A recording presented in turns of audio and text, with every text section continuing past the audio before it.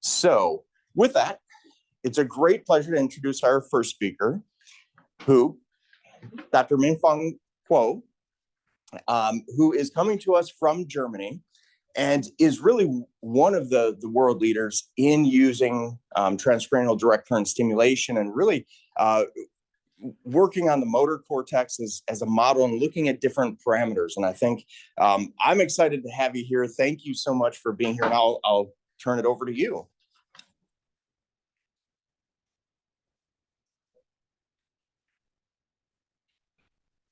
Okay, so thank you very much, Ben, for the very kind introduction. It's actually a bit over for me. And also, thank you for the very great opportunity to have me here.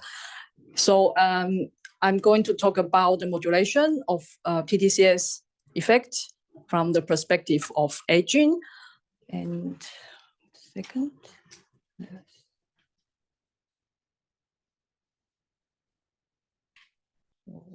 I think it's this one.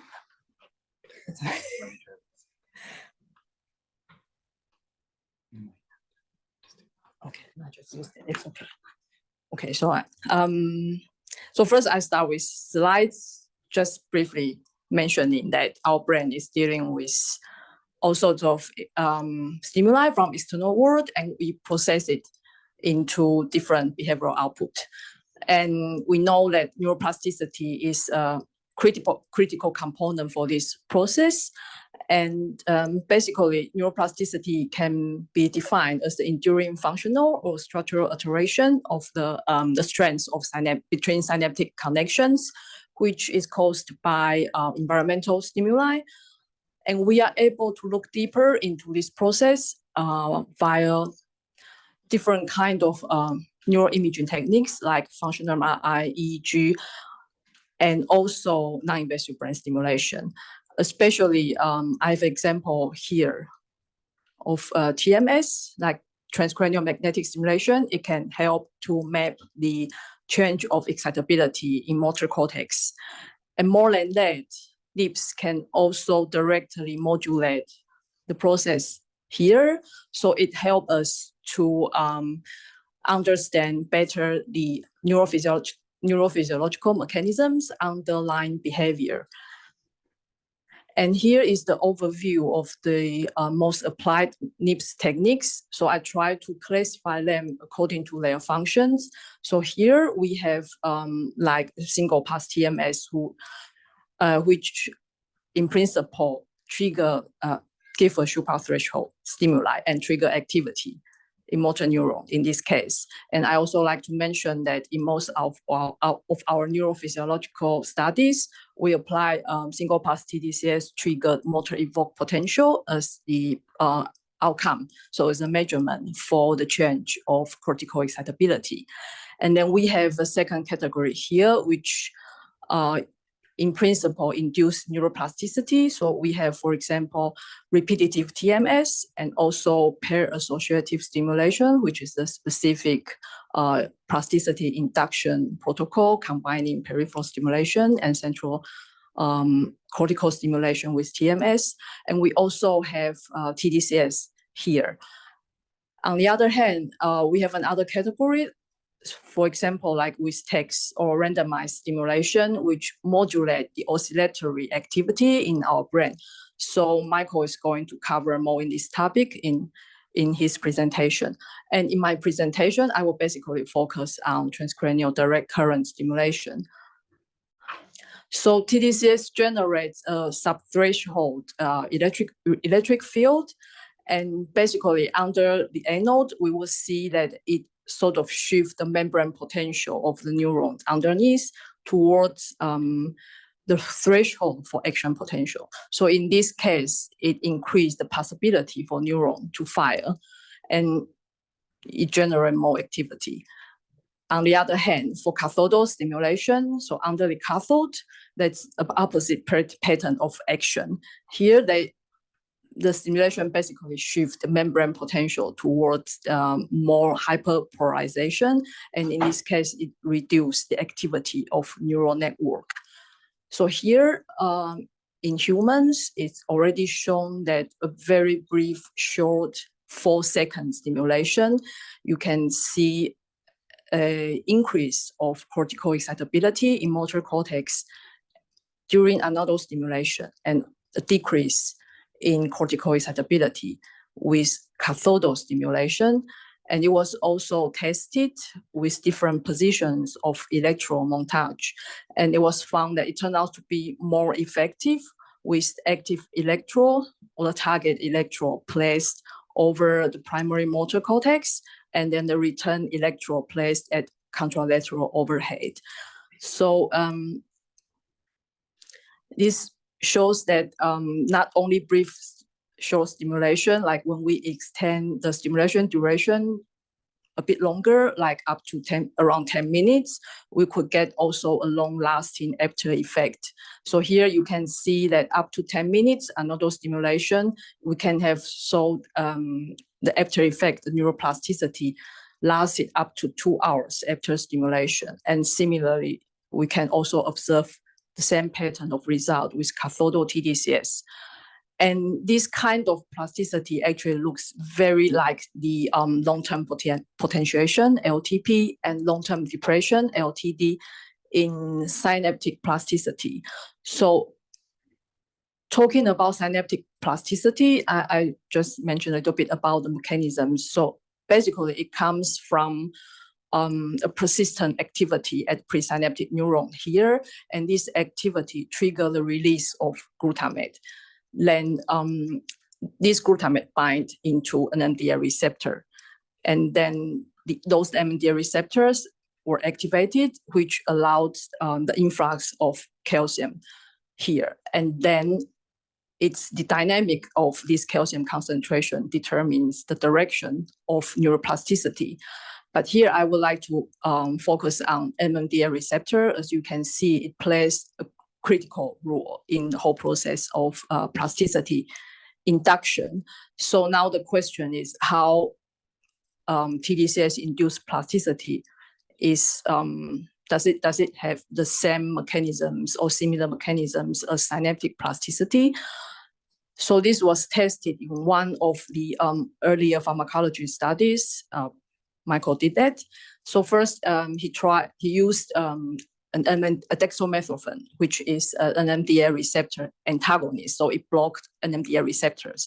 And as you can see here, like under dextromethorphan, the neuroplasticity induced by both anodal and cathodal TDCS was abolished. So you don't have neuroplasticity anymore when compared to placebo group. And in another study, he used D-cycloserine, which is a partial agonist of NMDA receptor. And in this case, increased the activity of NMDA receptor. And what you can see here, D-cycloserine actually enhanced and extended the after effect, especially for anodal TDCS-induced LTP-like plasticity. So from these results, it support the notion that TDCS-induced neuroplasticity at least share very similar mechanisms with the synaptic plasticity, so LTP and LTD, which we observed in animal experiments. So get back to, as mentioned, like for NMDA receptors, we say that the concentration of calcium determines the direction of neuroplasticity. So in case of TDCS, it could be that anodal TDCS, as I said, it reduced the threshold of action potential, and in this case, it increased the general activity in neural network, and hence more glutamatergic stimulation to the NMDA receptor, and therefore more calcium influx. So we get LTP-like facilitatory plasticity. And on the other hand, for cathodal TDCS, due to a more hyperpolarization, so less activity, then we tend to get long-term depression-like plasticity. So I will talk a little bit about how TDCS-induced neuroplasticity can be modulated, especially by stimulation parameters like intensity and duration. So at the lower range of these parameters, like lower intensity, lower duration, it tends to be, the effects tend to be linear. So like you get a better TDCS effect, for example, here with higher intensity up to 1 milliampere, and similar in case of duration. But in the later study, when we double the stimulation intensity from 1 to 2 milliampere, actually we observe, interestingly, that 2 milliampere cathodal TDCS reverse the inhibitory neuroplasticity into LTP-like plasticity, as you can see here, when compared to 1 milliampere cathodal TDCS. And similarly, in another study, we double the duration of TDCS. In case of another TDCS, we use 26-minute stimulation and compare it to the conventional 13-6 stimulation. As you can see here, a longer stimulation with another TDCS actually reversed the original facilitatory plasticity into LTD-like plasticity. So this result indicate that the effect of TDCS is not always linear. So it depends really on the parameters of stimulation we apply. Then we go on with a titration study. So here we just extend the stimulation parameters from 1 to 3 milliampere, and with the duration 15, 20, and 30 minutes. So altogether, we get like 9 combinations of different stimulation conditions, and together with sham stimulation, so there are 10 sessions subject had to go through. So in this case, we had 2 separate groups for each polarity. And we can see the result here first at the left-hand side shows the result with another TDCS, and each figure represents 1 intensity. So let's like, this one is 1 milliampere stimulation with 3 different durations, and 2 and 3 milliampere. So the overall impression is that duration seem not to matter so much. In this case, they'll get similar pattern of after effects, but it looks that the higher intensity with 3 milliampere, we get a better TDCS effect, as you can see here. And then in case of cathodal stimulation, it's like we first saw, like again, we replicate this reverse of inhibitory plasticity into excitation in case of 2 milliampere cathodal TDCS, especially when we stimulate it for 20 minutes, as you can see here. And then when intensity gets higher to 3 milliampere, it turns back into inhibition again. So this is most likely due to like a deeper and larger electric field with a stronger TDCS stimulation. So to summarize for what I've talked about so far, like we know TDCS can induce both LTP and LTD-like plasticity, and the plasticity induced by TDCS share common features with those LTP and LTD synaptic plasticities in animal experiments. And we also learned that the effect of TDCS is not always linear. It depends on the stimulation parameters like intensity or duration. So now I would like to talk a little bit about the application of TDCS in elderly population. So in general, aging is associated with deteriorations of health and functions, and then it happens gradually after a certain point in our lifespan. And as you can see here, the slope of decline is variable. It's actually like a collective outcomes from different factors, including biological, like genetics, or psychological, for example, motivation, or it could also be from different social cultural backgrounds of each individual. And then from the figure here, actually, it shows the dynamics between neuroplasticity, cognitive function, and motor functions. And this balance contribute actually the overall health and functional status in aging. Now, the application of TDCS might help to augment neuroplasticity here and then to at least preserve or slow down the decline of functions in aging. But how is neuroplasticity affected by aging? So from the structural level, I have an example with spine plasticity. So if we look at the single neuron, there's a variety of spine morphology, and we know that the number and shape of spines actually is critical for cognitive function, especially for memory formation. And in case of aging, it's the neurodegenerative condition or neuronal inactivity, which has the negative impact on spine maintenance and which eventually leads to spine loss and then impair plasticity. And at the functional level, so at the synaptic level, we also observed a reduced neurotransmission, especially reduced glutamatergic transmission. And here, there is also a reduction in NMDA receptor density. So all these changes, like their impact, can be reflected in, as I show here, a response curve to in plasticity induction. So if we look at the dashed line, which represent the curve from the young animals, we can see here that at lower frequency, like between 1 and 3 hertz, it tends to get LTD, while higher frequency stimulation, there would be LTP induction. But when we look at old animals, as shown with the solid black line here, they show really reduced responsiveness to high frequency stimulation. And we also see that the induced LTP is also compromised when compared to the young animals.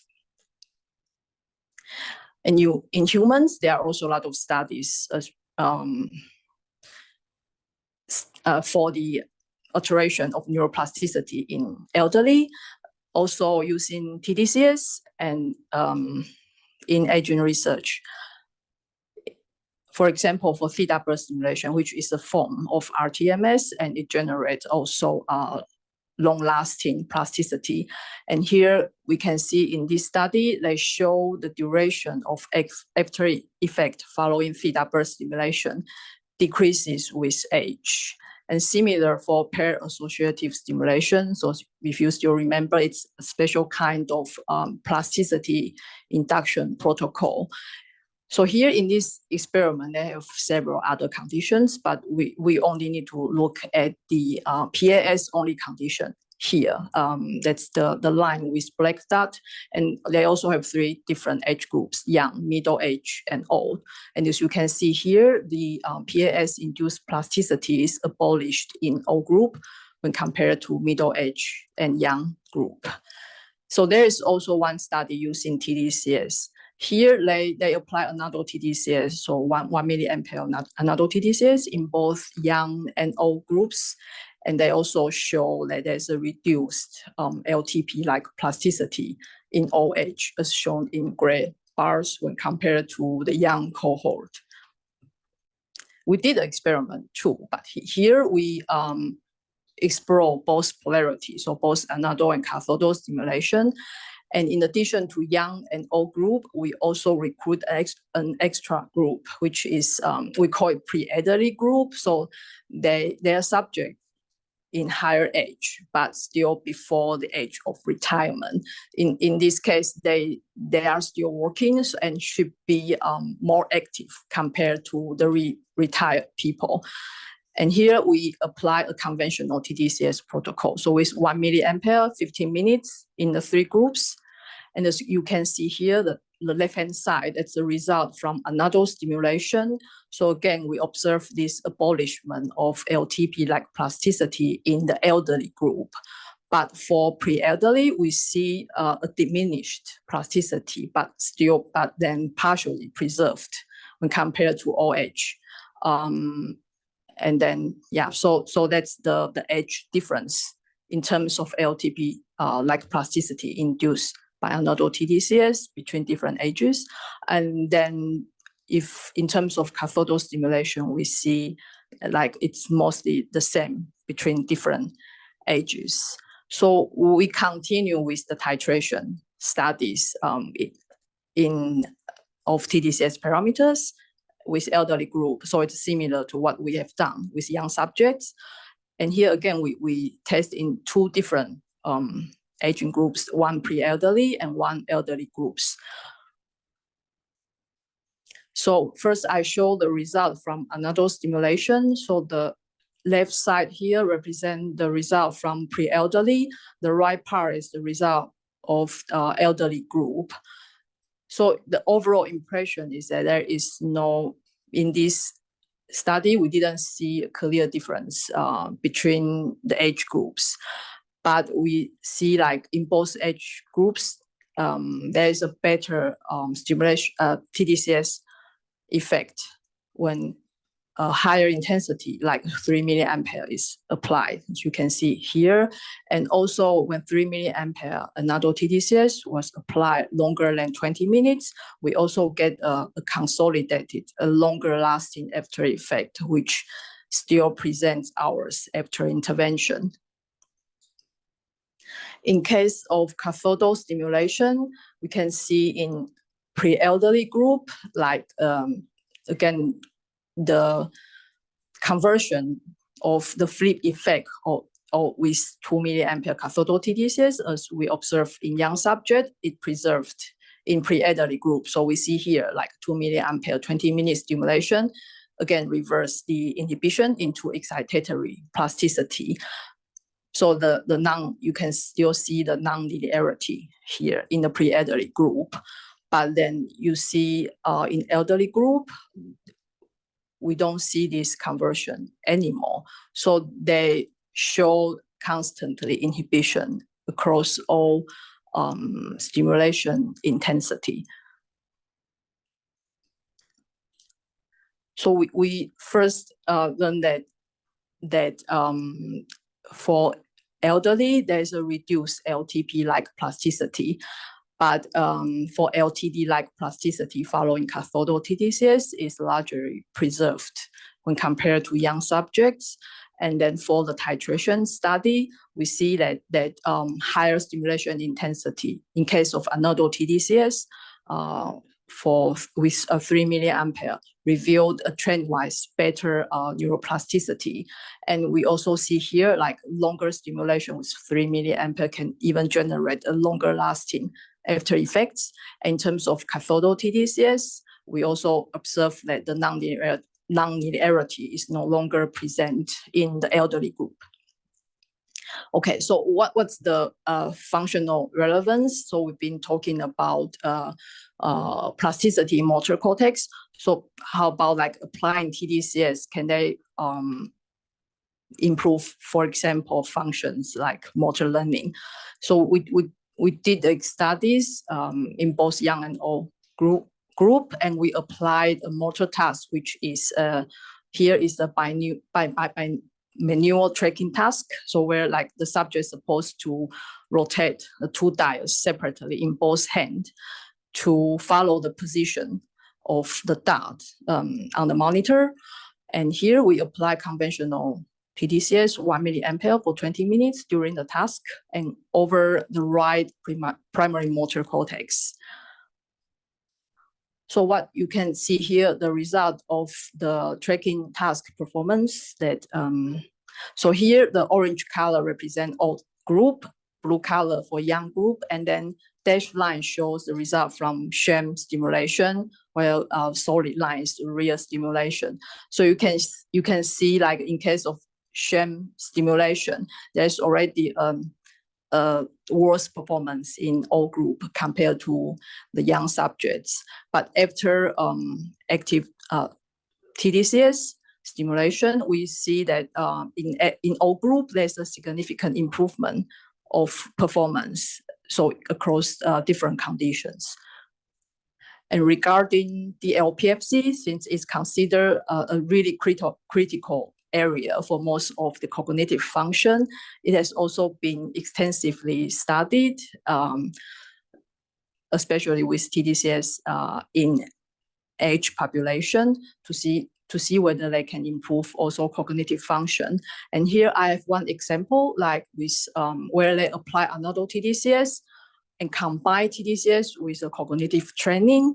Here they use 2 milliampere 30-minute stimulation during training, and they also have repeated sessions. So all in all, the subject received treatment for 2 weeks. And so they did bilateral DLPFC stimulation, and they use an extra verbal working memory task as outcome measures. So what you can see here is that there is a significant improvement in performance of working memory immediately after completing all the training sessions. And this improvement you can see also consolidated even 4 weeks after completing training. And recently in other group also performed similar studies, but here they apply only 1 milliampere TDCS and only overleft the LPFC, but they have a longer period of time for training. So they did 3-week training sessions. And first of all, they use 1 letter updating task and 1 decision making task as for cognitive training. And then they also have an extra unback task as a secondary outcome measure. So the primary result is that they didn't see any difference in terms of performance of cognitive training tasks, both in the letter updating and also decision making task. But they did observe an improvement of this near transfer effect in unback task. So they see that the active TDCS group show a better improvement in unback task when compared to sham group. And the individual modeling also show that this improvement is actually positively correlated with the strength of electric field generated by TDCS, especially under the stimulating electrode. And this probably is related to another positive correlation, which they found in a follow-up analysis with an fMRI data. Here they show the improvement of unback task is also positive correlated with the changes of white matter under the stimulating electrode. And in the same follow-up analysis, they also found a significant increase in functional connectivity, especially in the group with combination of TDCS and cognitive training. So the connectivity between the stimulation site and the contralateral prefrontal area here. So this result actually suggests that the improvement in function may be related to the neurophysiological alteration, which is induced by TDCS. So for the functional relevance that we see that TDCS indeed could help to prevent decline in elderly, and then with combination of training, cognitive training may even further enhance this positive effect. But the parameters like intensity, duration, or training frequency still need to be explored. And then we also see that the improvement in function is correlated with the TDCS-induced physiological alteration. So to conclude, we learned that TDCS induced both LTP and LTD-like plasticity, and in elderly, especially for LTP-like plasticity following another TDCS, we see a reduced plasticity in old age. And this could explain the cognitive decline in elderly. But maybe application of TDCS could help to slow down the decline or to prevent the functional decline via the restitution of neuroplasticity. So that's how I show you with the functional relevance. So yeah, that's my talk, and thank you very much.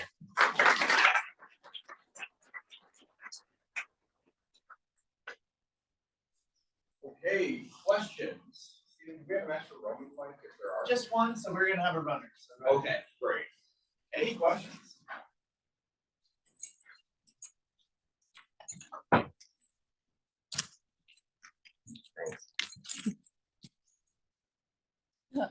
Thank you. Can you provide more information about like cognitive training? And also like when you present that, like the slide, how many participants, participate in your cognitive training, and so now we have more contextual information. Thank you.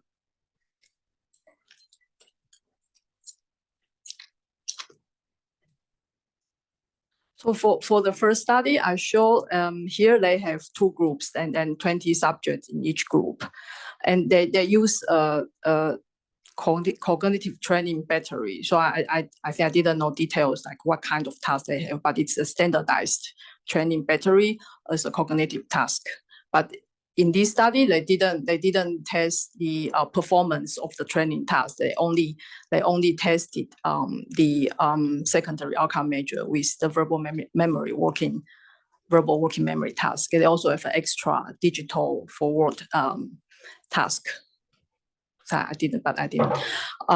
For the second study here, I think they have similar number of subjects and also active and sham group. And the task, as I mentioned, for cognitive training, they have one letter updating, which is for working memory. And then they have another established Markov decision-making task.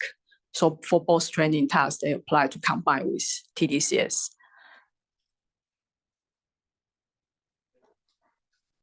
We're going to try this microphone to see if it works.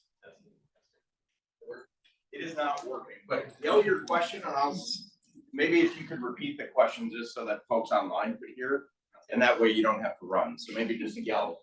Right. Will do. So thank you for your talk. I was curious about for the elderly population, how maybe like atrophy, the differences in like the liver between like pre-elderly and healthy, and that might explain some of the plasticity differences between these different ages. So you mean the difference in I didn't get that in. Sure. So because the elderly group might have more atrophy, there might be less current delivered to the brain. So I'm just curious if you looked into that for differences between these groups. Yes.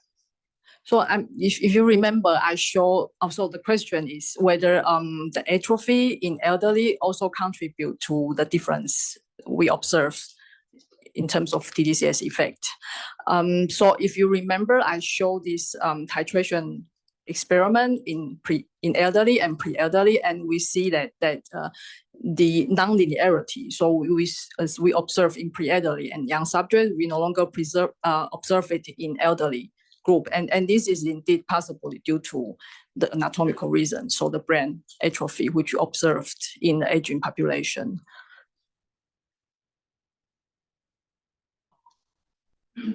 Your plasticity model is based primarily on the synaptic. However, later on, you also talked about the effect of stimulation on the white matter. So, would it be also necessary to include white matter myelination to the model?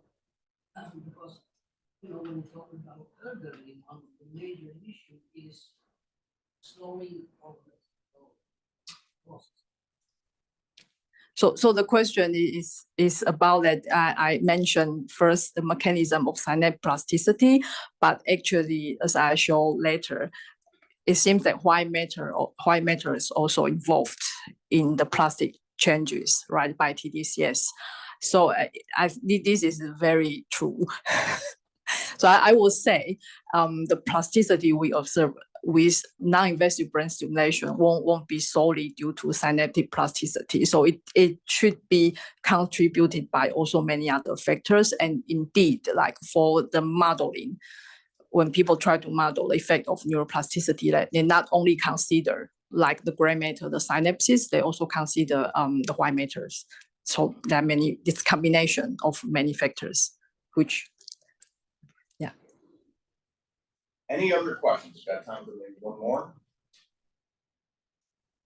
I still am just fascinated by this 1 to 2 milliamp flip in excitability that you guys replicated time and time again now. And so I guess then coming back to some of the modeling and the delivered electric field, do we have any idea of why that may be? Is it some sweet spot if we look at and could this explain some of the variability that we see in general in the excitability across people, that maybe some people are getting in that sweet spot where it flips from inhibitory to excitatory?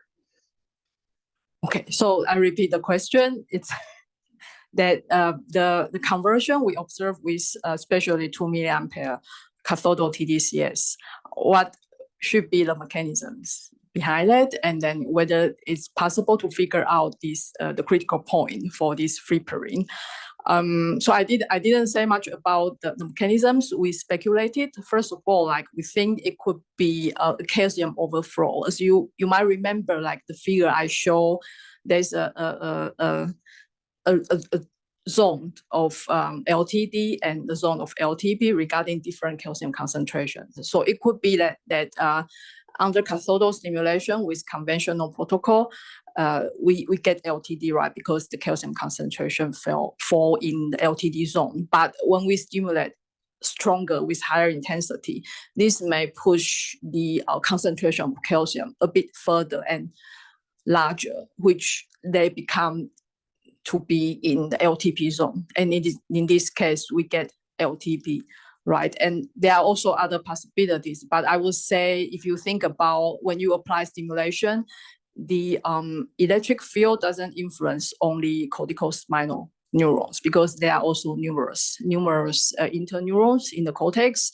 and this could be inhibitory, could be excitatory, and in the end, it's the net output for all the excitation inhibition. And I think to titrate the stimulation intensity, you change the balance also between excitation and inhibition. In terms of to find out this critical point, I think this is a big challenge indeed, because as I said, like aging, as I've shown, is in also the one critical factors which might affect this phenomenon. And I think there are also others, like we've discussed before, like pharmacology, like status of neurotransmissions. So there's a lot of work to do. That's all I can say. Well, hopefully it means job security for us, right? So grant gods, hopefully they shine upon us. So thank you so much. Please join me in thanking